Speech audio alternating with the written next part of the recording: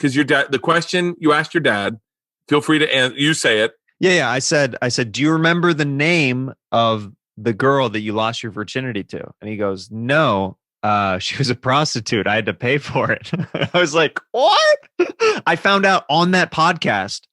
I found out in that moment that my dad lost his virginity to a prostitute. He's never told me this. Where? I'm curious. What was this? This was story? in Missouri. He drove to downtown Missouri.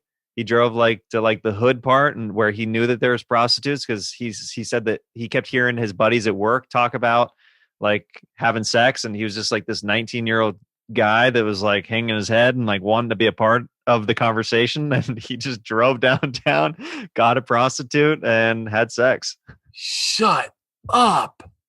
And this is after he grew up so religious. What kind of religion? Christianity or Christianity? Missionary's kid. So he had, but not like a weird Christian.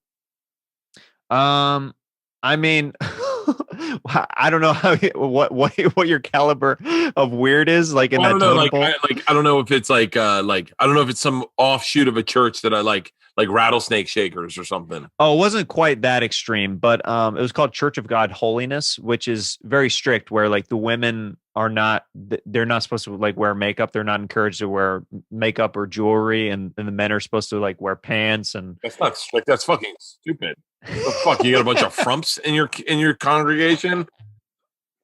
Lord, thank you for delivering all these 6s here. They could be 8s if we just fucking combed their hair, but they look like a bunch of loose cannons, gentlemen.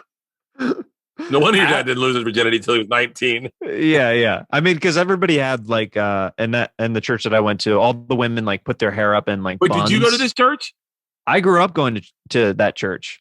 Like for that, real? Yeah, I grew up super religious.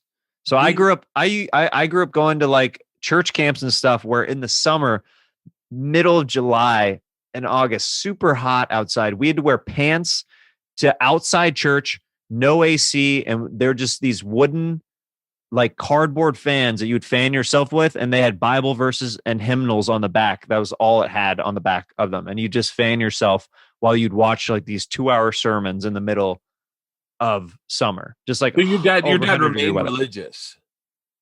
He's been like this. Yeah. Like it's been real up and down. It's been extremes with my dad his entire life. Really? Does he drink? Yeah. Well, he has and hasn't. Like he's had actual issues with it, like where like he had to, where he like did the classes and stuff, and then he would like be completely clean. The classes, like AA and stuff like that. Oh yeah. I was like, they have classes about drinking. I want to say, it's a night school. You do it every night. Then I would pass hate out those classes. I would be like, this guy's a fucking natural. This guy's great. Yeah. Top of your class. You definitely be valedictorian in that night school. So yeah, my dad has like been all like very up and down with the extremes of being religious to then having nothing to do with it, then to being saved again. And like that whole thing, like I've gone through many different phases with my dad over the years of his like belief system and stuff like that.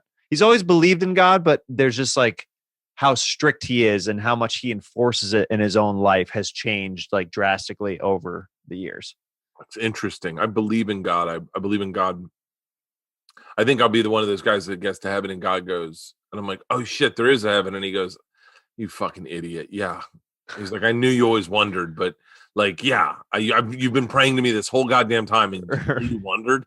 And I'm like, yeah, I mean, I don't know. He uses his own name in vain. Yeah. Oh, God. Oh, me.